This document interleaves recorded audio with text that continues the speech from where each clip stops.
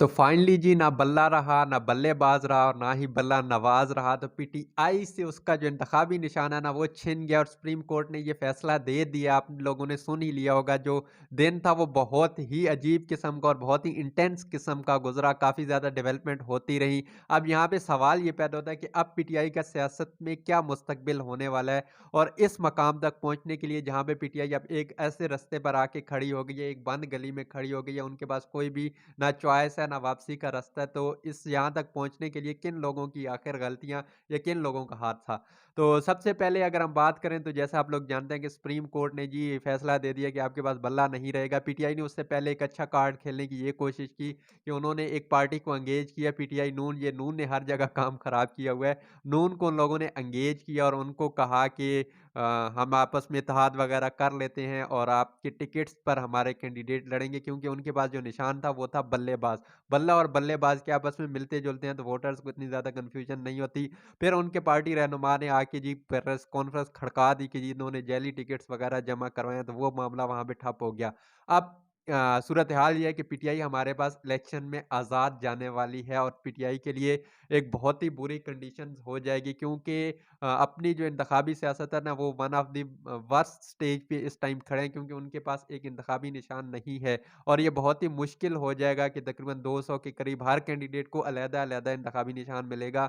तो हर एक की तशरीह करना और उनको अवाम तक पहुँचाना बहुत ही मुश्किल हो जाएगा, क्योंकि अगर आप इंटीरियर जो पंजाब है या पंजाब के अंदरूनी इलाकों में जाते हैं जहाँ पे वडेरा सियासत टाइप की चलती है, तो वहाँ पे ये चीज़ें बहुत ही अव्वल तो वहाँ पे इलेक्टेबल्स होते हैं, लेकिन फिर भी एक ये चीज़ बज़ और कन्फ्यूज़न तो क्रिएट करेगी, और दूसरा ये भी कि एक हलके में एक से ज़्यादा उम्मीदवार जो हैं वो पीटीआई के टिकट्स पर खड़े हो सकते हैं, क्लेम कर सकते हैं कि मैं पीटीआई का हूँ। ये चीज़ें हो गई।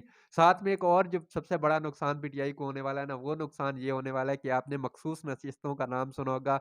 वो मिलती हैं जितनी भी पीटीआई जितने भी लोग जीतते हैं ना इलेक्शन में से, उनकी परसेंटेज निकाल के दी जाती हैं।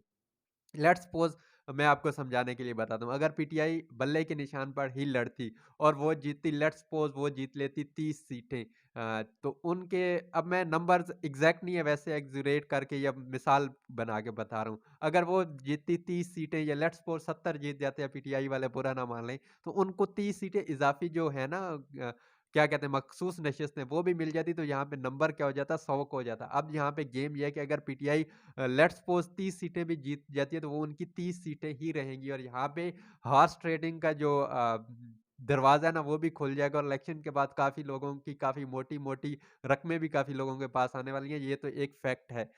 तो पीटीआई के पास अब कोई ऑप्शन नहीं है। पीटीआई नज़रसानी में तो जाएगी, लेकिन नज़रसानी का कोई फ़ायदा नहीं है। उस वक़्त तक हालात हमारे पास क्या हो चुके होंगे, गुज़र चुके होंगे, और अब नज़र आ रहा है कि मामलात किस तरफ जा रहे हैं और किसकी हुकूमत आने वाली है। पीटीआई को एक वेल डिज़र्विंग नंबर शायद मिल जाए इलेक्शन में, वो कुछ सीटें तो निकाल लेंगे, लेकिन उतनी तादाद में नहीं जितना कहा जा रहा था और पीटीआई एक्सपेक्ट कर रही थी। अब दूसरा नंबर आ जाता है कि आखिर यहाँ तक पीटीआई पहुंची कैसे? तो वो कहते हैं ना, कुछ शहर दे लोग भी ज़ालिम सी, कुछ सानू भी मरण दा शौक सी।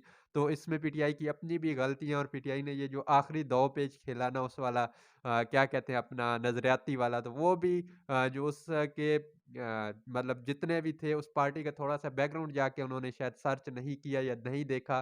तो वो पहले भी पीटीआई को छोड़ के उन्होंने अलहदा जमात बनाई थी अच्छे वक़्तों में, तो अब वो किस तरह साथ दे सकते थे। इस चीज़ को थोड़ा-सा पीटीआई क्या कर गई, मिसजज कर गई। बा काफ़ी ज़्यादा उनके पास और भी ऑप्शंस थे, तो पीटीआई को उनकी तरफ जाना चाहिए था, लेकिन वो उनकी तरफ नहीं गए और उन्हें ये ऑप्शन अच्छा लगा।